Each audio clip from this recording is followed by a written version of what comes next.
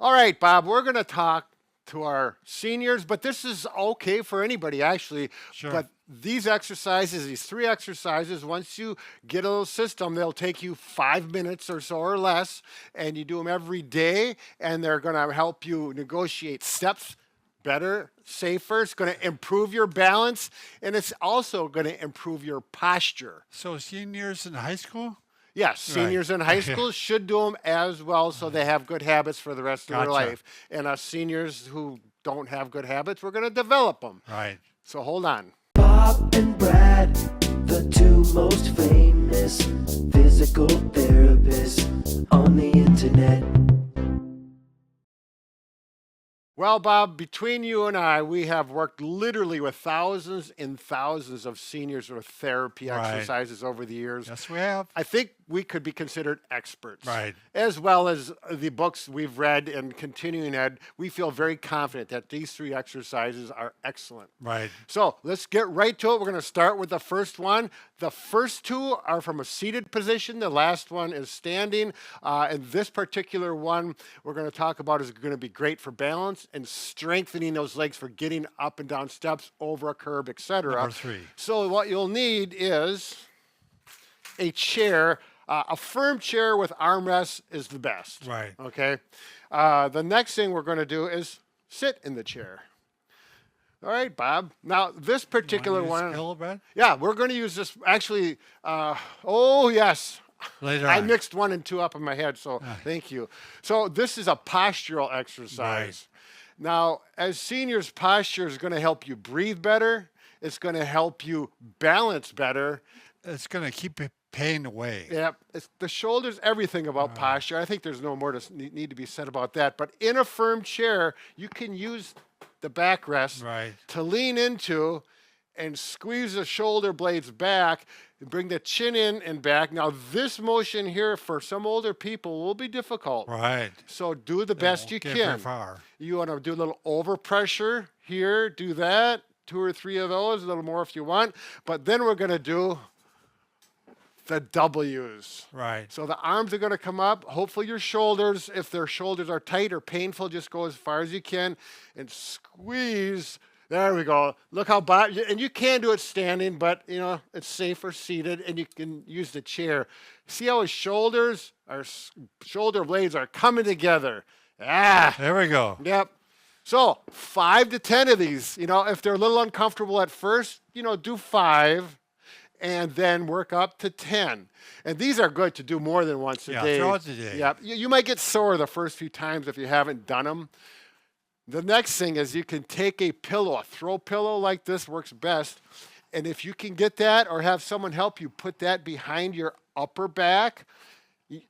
And then you're going to use that to accelerate or even make this a little bit more of a stretch. Yeah, exactly. Because these muscles tend to get tight. On Yeah, oh, yes.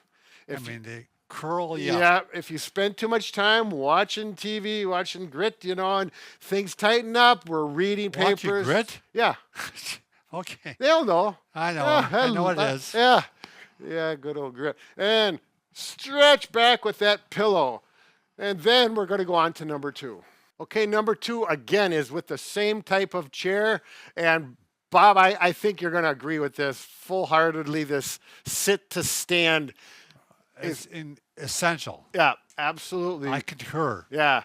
A lot of falls happen, and we've worked with a lot of broken hips, femurs, legs, is when people get up from the chair and there's a stumble, Right. leads to a fall. If you happen to use a walker, you know, keep the walker in front of you. You may need that. As a fail-safe. Yep. Right. Yep. Nice to have something there. Now, what we're going to do is ideally, again, good posture, scooch to the edge of the chair. If you can stand up without using the arms, great. Bully for you. Yep. That's really good. However, a lot of people will not be able to do that. Then you use the armrests, push whatever you need, use your legs as much as possible. Right. And then, you know, it might be just one hand to start. You might need 2. Now, I've done this with people that have difficult time getting up, is either put a pillow or some kind of cushion on the chair. It only need an inch. Right. Makes a huge difference. It does. And then start going with that. You can put your hands on your thighs, wherever it Right. is. But by the time you get to, if 5 is you're fatigued at 5, that's fine. The goal is 10. When you get to 5 or 10, you should feel like, oh, I'm tired. I had enough. I need to rest. That's where you want to get to. If it gets too easy with this and you don't need to push here or push with one arm, you can then put your hands Like this, like or like this. Yep. Here. Yeah. And again, the goal is 10. It's nice to have a walker if you have a balance issue because then you have something to Right. stop and rest on just in Exactly. case you get unsteady. So that's exercise number 2. You Great did- exercise. Yep, you did your postures, you did your sit to stands time 10, and now we're going to the final. Number 3, this is really a balance exercise and ankle and foot strength, which is directly related to balance. Well, if you have a walker, it can be good like Bob is holding on to that, but I really encourage you to have something to steady Right, yourself. solid. And you'll see why. Now, I've got my handy dandy skeleton socks on. You'll be able to see my movement of the ankles How well. attractive, Brad. Yeah, thank you. Do them with shoes on like Bob has is good. Whatever works best for you. Hold on to the cupboard, a chair, a walker. You're going to go up on your toes as far as you feel comfortable, and then come back, and then you're going to pull your toes up. So we get both muscles. We want dorsiflexion muscles and plantar flexion muscles, which are really important for walking, steps, and balance. Yep. Right. Now these, if you can do 10, fine. You may want to 10 go up, 10 down. Yep. You may want to go more because these are endurance, Right. For your walking. You may go up Start to off with 20. 10. Yep. And, you listen to your body. You will feel those ankles. And this is great range of motion for the ankle joint Right. as well. These There are you- all good, Brad. Yep. Oh, man. I don't know, Bob. How do you feel about these I exercises? feel like a senior.